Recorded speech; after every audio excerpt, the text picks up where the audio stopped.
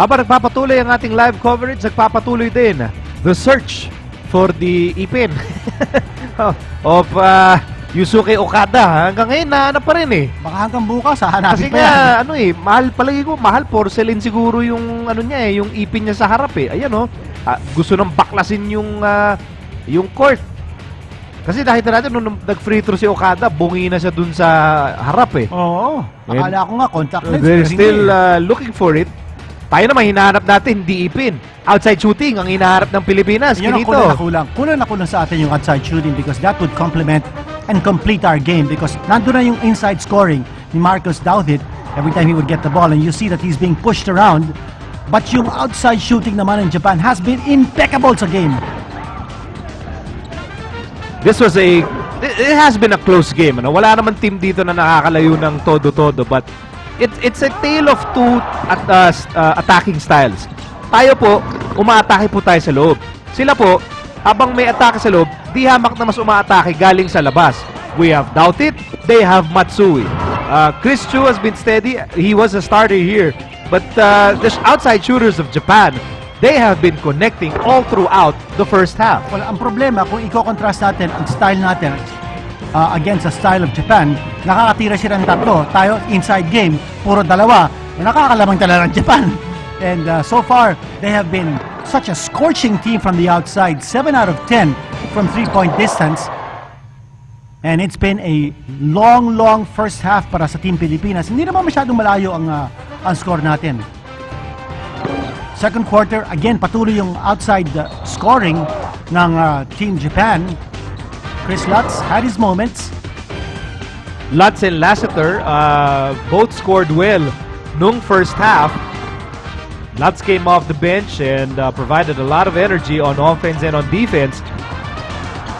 Si Asi pumasok din kanina para makapagpahinga ng konti, si Doughtit, pero binilig din kaagad si Marcus. Ito lang ata yung kaisa-isa nating 3-point shot, courtesy of Lassiter. The Japanese very relentless here. Wala po tayong mga easy basket sa larong ito. Pati yung mga batang player po nila tulad ni Yuki Togashi ay nakakatulong. And here's Matsui, who really is the man of the moment. Matsui with 5 out of 5 from 3-point distance. Ang tutuloy sa mga tira niya. And yes, sapol na sapol. And that last second buzzer-beating shot ended the first half. Well, Kinito, the first thing na palagay kong papansinin mo rito is the 3-point shooting. Well, lucky for the Philippines, ang ating free throw shooting has been flawless. 11 out of 11 tayo. And we've also been able to get a lion's share of rebounding. But again, the big factor is yung 3-point shooting nila. 1 out of 5 lang tayo at sila naman is 7 out of 10. And when you're talking of discrepancies, that is very glaring because okay naman sa free throw shooting tayo, okay naman yung rebounding natin. Yung nasa assists, nagkukulang tayo. Sa turnovers, tabla lang. So it's really in the outside shooting department where we really miss the services of JV Casio na hindi makakalaro sa game. Ito nga yung contrast of attacking styles. Marcus Doughtit, 13 points sa loob po yan, went 4 out of 10, may 8 rebounds. Sa kabila po, Matsui with 15 points, lahat naman po galing sa Rainbow Country. That's right. And for Marcus Doughtit, bagamat high percentage shot sa mga tinitira niya because puro paloob, he's only going 4 out of 10. So you know that he's bleeding for his points kasi nakatutok yung depensa sa kanya. On the other hand, hindi masyado natututukan natin yung depensa on Matsui because he has gotten away with 5 3-point shots. Nagabol po tayo, down by 5 ang Team Pilipinas. Japan ahead 49-44. Magpapatuloy ang ating live coverage of the Jones Cup after these. Okay, balik po ang ating live coverage of the Jones Cup. Silipin po natin ang team standings habang halftime po itong Philippines versus Japan showdown. Ito yung sinasabi natin na posibleng magkaroon ng 4-way tie for first. Kung matalo ang Korea ng Chinese Taipei, bababa sila sa 5-2, same record as Iran. Kung manalo ang Philippines over Japan, 5-2 din sila. And Taipei will beat Korea, so 5-2 din sila. So there will be a 4-way tie for first place. In that situation, baka pa mag-first place ang Philippines because tinalo natin ang Taipei at saka Iran. And kung matalo naman ang Philippines dito, posibleng magkaroon ng 4-way tie for third place with 3 teams getting a 4-3 record including the Philippines and Japan. Kasi ang Japan, kung talunin nila ang Philippines, aangat sila sa 4-3. At ang Philippines naman, bababa sa 4-3. Tatabla nila ang Japan and Jordan also at 4-3. Kung talunin ng Korea, ng Taipei, yung Taipei will be also 4-3. So magkakaroon ng four-way tie for third place. There's also possibility of a three-way tie for fourth place. And that also would involve the Philippines. And that will happen kung talunin ng Chinese Taipei ang Korea at talunin ng Japan ang Philippines. So, hindi pa naman out ang Philippines, assuming matalo sila ng Japan, but we will have to go to the coaching system para himayin kung sino ang papasok sa semifinals. It's gonna be a very, very long process. Importante rito, manalo ng Pilipinas over Japan para pasok na tayo sa semifinals. Kaya gusto po natin mapasama doon sa top 4 teams na aabot ng semis. At kung papalarin ay kung manalo tayo sa semis, pwede tayo maabot ng finals and we can have that opportunity, no, na maiuwi, no, ang 33rd Jones Cup. Sa ngayon po, nag-abol po tayo. We're down by just 5 points against a hot shooting Japanese team. At sa ilang sandali, no, sisimulan na natin ang second half. Adjustments kinito, ano ang nakikita mong mga magandang baguhin, no, ng Gilas for the second half? Defensa, no? That's very clear. For you to give up 49 points in the first half, malaking bagay yun. I think the Philippines, dapat tutukan nila yung mga shooters ng Japan, make sure that they don't have those good looks. Particular si Matsui, ipasok na rin natin si Okada at saka si Shonaka. All of them are big-time scorers for Japan from the outside. Japan is beating us with their outside shooting. We've got to take that away from them and force them to bring the ball closer to the basket where our interior defense can take over. So ito sa ilang sandali, magsisimula na ang third quarter.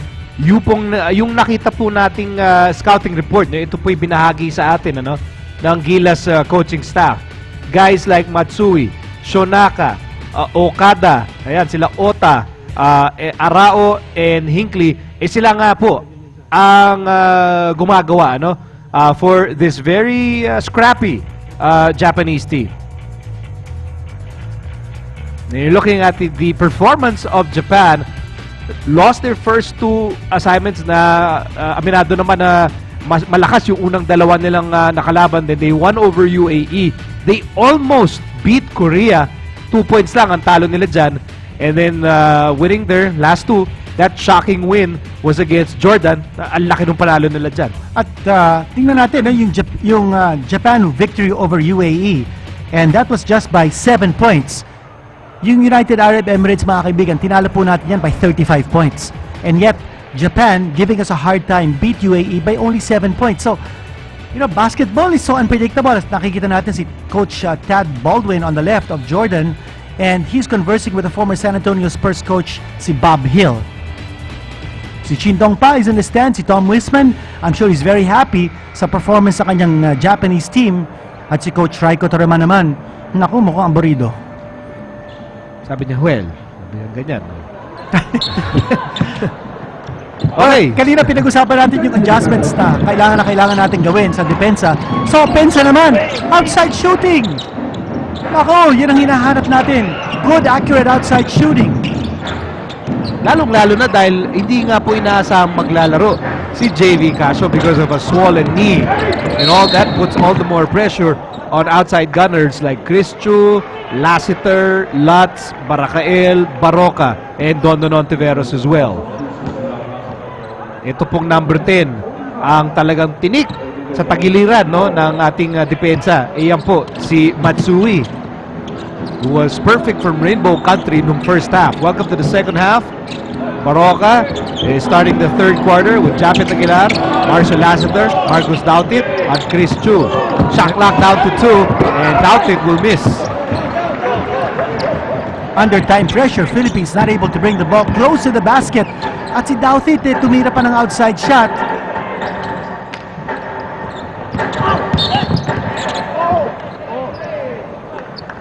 Ito talaga yung estilo lang laro, no, ni Takeki Shonaka, no? He is a penetrator. Hindi po yan natatakot kung merong 7-footer na nakaharang. He will always try and create opportunities by driving to the basket. At saka yung quickness niya, no? Always getting the first step past his defender. Matsui, pasa niya para kay Ota, goes awry. So it's 49-44. Japan pa nila lamang dito. Chris Chu pumihit off the glass, no go.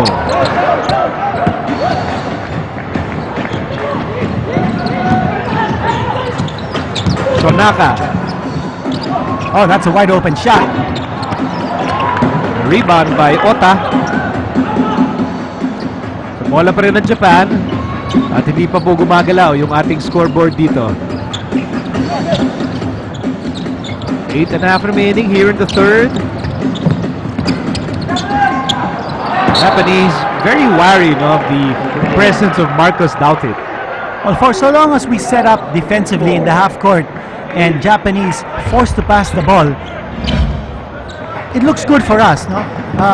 The important thing is hindi sila mabigyan ng good look, especially from the outside. Japet fires from the outside. It looks like a push from underneath. Si Ota. Si Ota na naman ang matatawagan. Nakahawak siya dun kay Doughtit. Well, we out-rebounded Japan nung first half, and that was expected, no? Pero wala naman po mga mama itong Japan that can match up height-wise kay Doughtit, kay Asi, kay Japet. Ota's their biggest guy. He's 6'9". But he's nowhere near as wide as Doughtit. No. Deep time Baroka, binigay kay Japet. Japet, binigay kay Doughtit, natapik. I'm trying to work a pick and roll. But basang-basa din ng Japan kung ano yung naipaplano ng Team Pilipinas. Matsui to Ota. Ota. And that won't work para kay Sakai. Here's Chris Chu. Lima pa rin ang hinahabol natin. Wala pa pong nakaputos dito sa third quarter. Baroka. Doughtit. Swings it over. Lassiter. Misses. Doughtit with a rebound.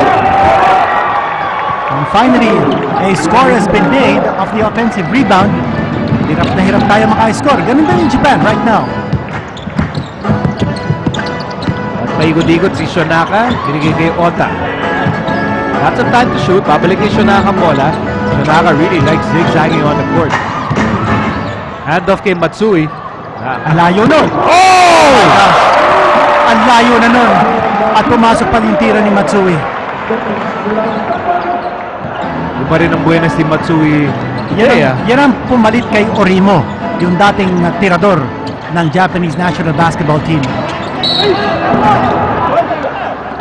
At patuloy pa rin yung contrasting ways of scoring. Matsui and the Japanese, they continue to do damage from outside. Slow-mo po ito at brought to you by Motolite. Pang matagalan, ang tanong, tatagal bang ganyang kainit ang outside shooting ni Keijuro Matsui? Ito naman po, number 11, si Fumio Nishimura. And number 8, Tajii Sakai ay upo muna. 6 out of 6 na, no? From 3-point distance. Oh, grabe. That's just impeccable outside shooting. Inaabangan natin na mag-take effect yung law of averages. Ay, ibig sabihin, imposible naman na hindi magmimintis yan buong laro, ano? Ang problema dito, exchange rate 3 points sila, 2 points lang tayo sa kabila Tayo paloob, sila naman sa labas tumitira. Sa labas galing. So, 4 ang lamang ng Japan, 52-48. Shonaka. Ota. That jump hook goes in. Well, at this point, lahat ng mga tinatapan ng Japan pumapasok. Here's Ota backing up Barakael. No chance to help on the part of Doughtit. So single coverage po yun, with Ota enjoying massive height advantage. And si Barakael ay upo muna. Looking for more height here is Japet Aguilar checking back in to play Twin Towers with Doughtit. That's an 7-point lead now enjoyed by Japan. Here's Chris Chu, double team, needs help. He needs it. Nakawala, pero naagaw ang bola. Almost a counter steal by Lassiter. Ito na ang Japan, nagmamadali. They're up by 7 points. Matsui, talagang hinahanap po nila si Matsui.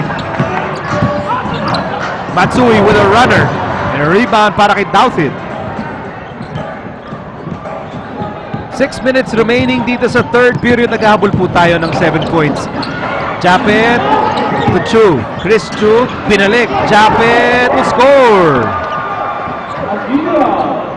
Not exactly a smooth shot, but a nice pass coming from Chris Chu. Galing sa ilalim yun. At first 2 points yun ni Japet Aguilar. So it's a 5-point game para sa Japan as we near the halfway mark ng third period. Matsui. Nako, pinabayaan. Matsui for 3. Nako po, pinabayaan. All he needs is just that small speck of daylight. Pasok na naman yung tira, 3-pointer. 7 out of 7 from Rainbow Country. And I'm not good in math, but I do know that 7 times 3 is 21. Wala pa pong mintes as we check the slow-mo brought to you by Motolite, pangmatagalan.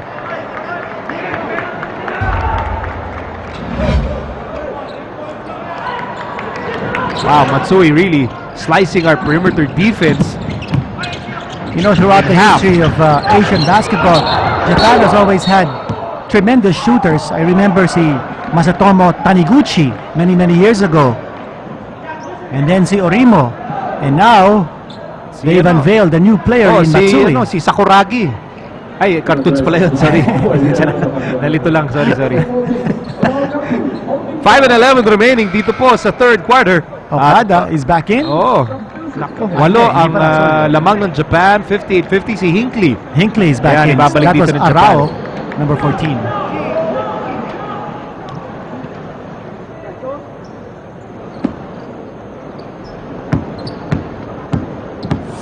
Marcus Douthit, 17 points, 10 rebounds. Siya po talagang bumubuhat dito sa Team Pilipinas. And very consistent from the free throw line.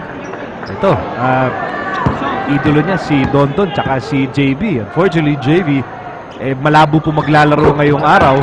And Douthit, that will really add pressure to Marcus Douthit to have a monster game laban dito sa Japan.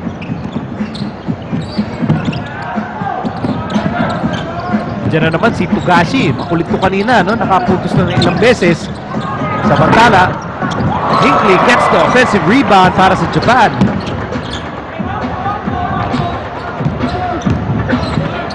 Under 5 minutes remaining dito po sa third quarter, Hinckley.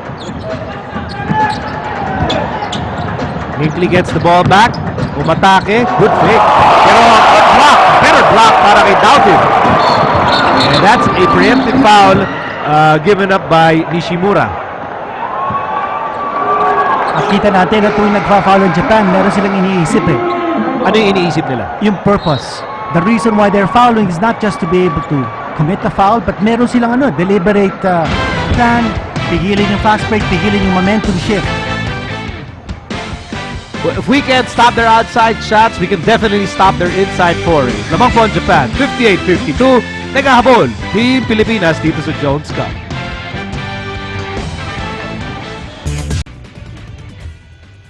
Okay, nagbabalik po ang ating live coverage ng Jones Cup dito sa Active. Miko Alili with El Decano, Senyor Kenito Hedson. At nakikita po natin ang mga kababayan po natin na todo ang suporta sa Smart Gilas Pilipinas. Although sa ngayon po nakikita nila na naghahabol po ang ating national team, Japet Aguilar, Chris Chu, and the rest of the boys. Naghahabol po dito. Hanggang sa ngayon, it's Japan's outside shooting na siyang nagiging sakit ng ulo ng ating depensa. Yung free throw shooting naman ng Team Pilipinas, napakaganda, no? At that time, hindi pumasok, but got the ball back. Now pass para kay Japet na agaw ni Ota. In the meantime, lob back Hinckley. No. Hindi po gumana yun. And here's Lassiter. And they're gonna call... It's a blocking foul. Yeah, buti na lang. I thought for a while, baka offensive foul yun. Ito, galit na galit si Tom Wisman. saying that it was an offensive foul.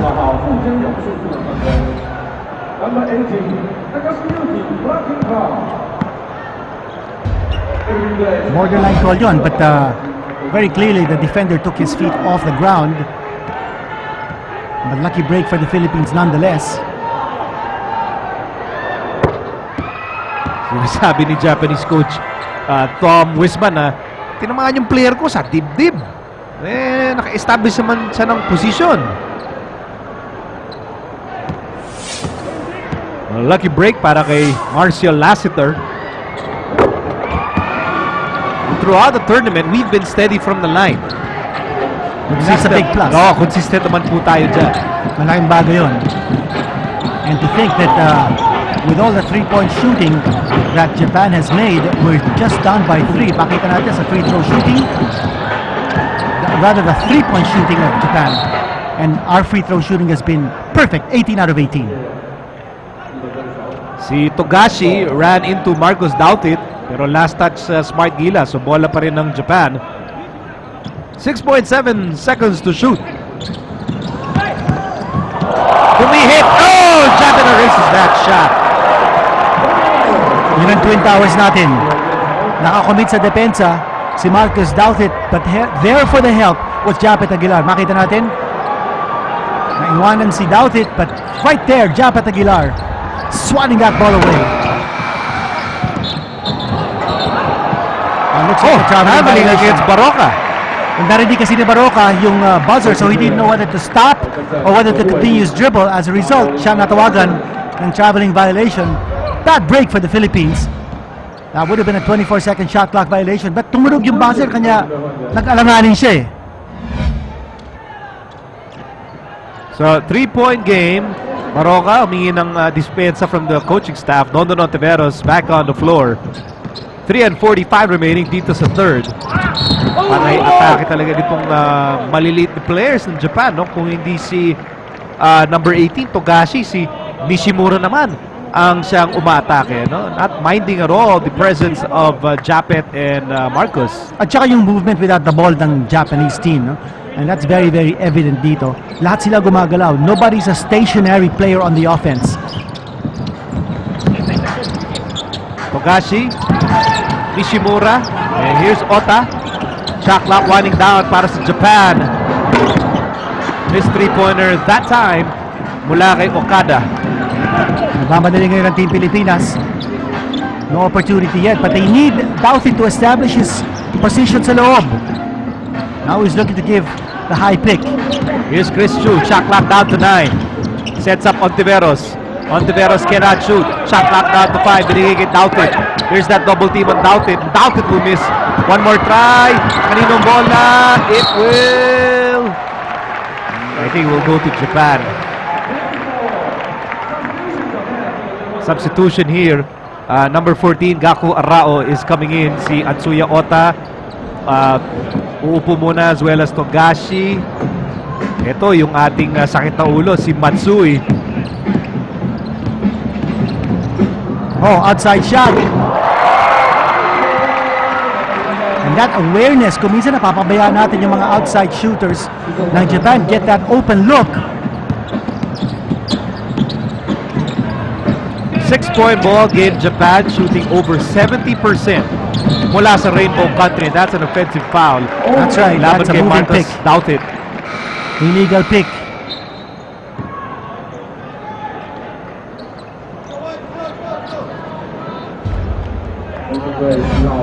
Here's that three-pointer earlier. Open three para kay Fumio Nishimura. Oh, Nishimura gets away!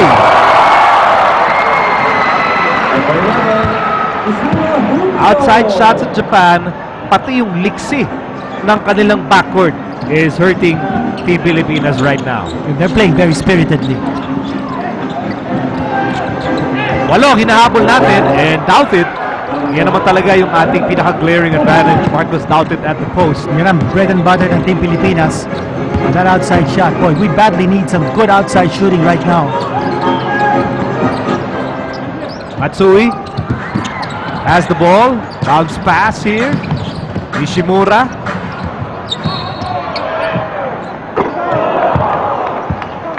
That basket won't count, ha? Mula kay Shonaka. 6-point ball game para po sa Japan. 63-57. Nag-aabol po ang Smart Gilas Pilipinas dito sa mga nalalabing bahagi ng third quarter. Our big men are working hard, getting points inside and blocking shots. Sa bawat may sasaksak no, na Japanese player. But Japan's outside shooting, iyan po ang nagpapalamang para sa kanila.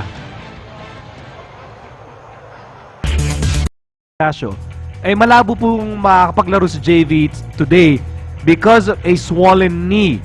Even before the game, nalaman na po natin na hindi po siya makakalaro. And more than the 12 points, more than the 10 out of 26 3-point field goals that he has made, JV is a game breaker. I mean, JV is a player who can explode for 15, 18, 20 points in a quarter. And we are definitely missing yung kanyang tapang from Rainbow Country, Kinito. Yes, yung presence niya, yan ang talagang kitang-kita natin that malaking pagkukulang. And there's JV Casio just watching helplessly from the bench. Yung kanyang 3-point shooting, that has also been a big weapon na hindi natin na-exploit dito. As, looks like they're gonna call the offensive foul. So things not working here for the Philippines. Doubted that's back-to-back fouls on him. At hindi makapaniwala, no? Yung ating players and coaches. Tingnan natin ulit to, ha? Oh, that can't be an offensive foul. But a good acting job on the part of Japan to fish for that foul. That was Nishimura. A tough break para kay Marcos Douthit. Here's that play again. No, I can't see that to be an offensive foul. Siya naman na natawagan ng foul. At kanina nakita natin si Douthit was called for the illegal pick. So 65-57. Oy, Baroka with a steal. Handoff on Tiveros. And Don Tiveros will slice down this Japanese lead to 6 points. 65-59. 1 minute and 20 remaining dito po sa third quarter. Hinckley, laban kay Japet. Hinckley, walang mapuntahan. Naagaw na naman for Baroka. Quickly to Ontiveros, Japet, Marcos Douthit with a slam. 2 straight baskets here for Team Pilipinas. 4 na lang ang lamang ng Japan. And 2 defensive plays mula kay Mark Baroka, leading to easy baskets. Ito, Don binigay Japet to Marcos, and Douthit finishes this play. Brought to you by Motolite. Pangmatagalan. And Douthit with a monster game here. But smart decision on the part of Japet Aguilar. Would have been possibly called for an offensive foul. Nandun yung depensa ng Japan. But a nice dish at the last second para kay Marcos Douthit for the easy 2 points. May nireklamo ang Japanese head coach na si Thomas Wisman. Samantala, Coach Raigo Toroman, right now he's looking, or his team is staring at a 4-point deficit. They'll say niyakap no ni Baroka si Nishimura.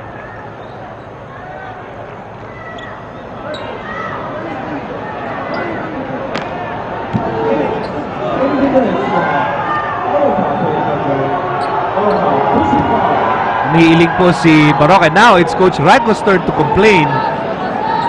That's 3 fouls now on Baroka. Penalty situation against the Philippines.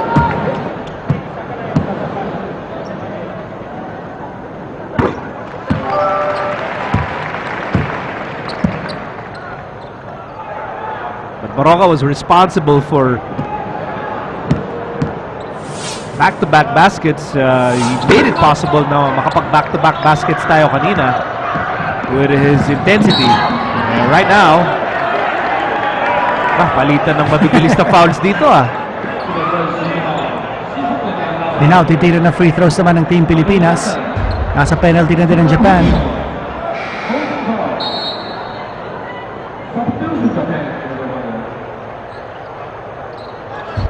Now, chance for Team Pilipinas to cut down this lead further kasi dalawang titira natin na free throws. If we can hit both free throws, kasi kanina 1 out of 2 lang in Japan.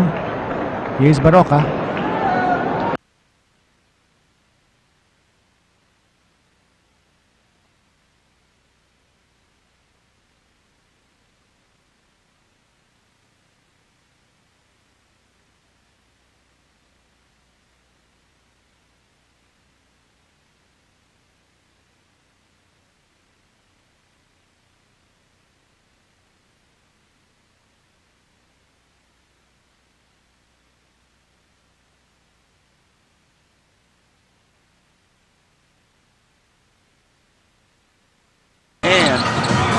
And they throw it away again. No, they get it back.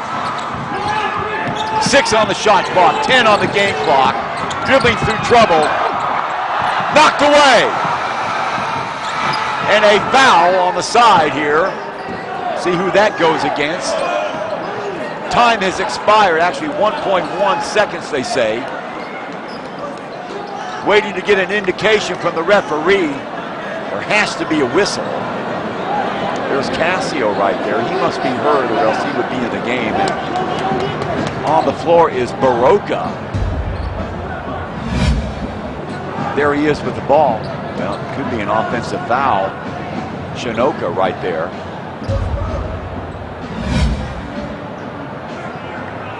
So 1.1 left in the third quarter.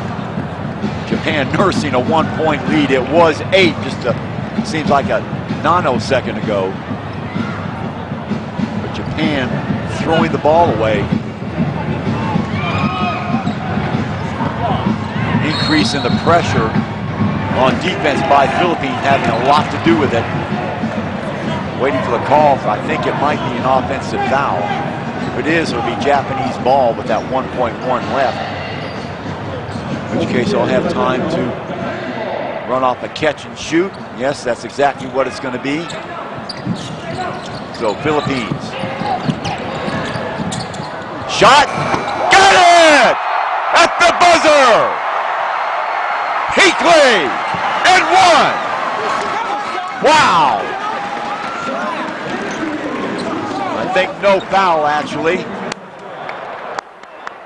And I don't know what Torman's talking about. Perhaps he's going to say that time had expired.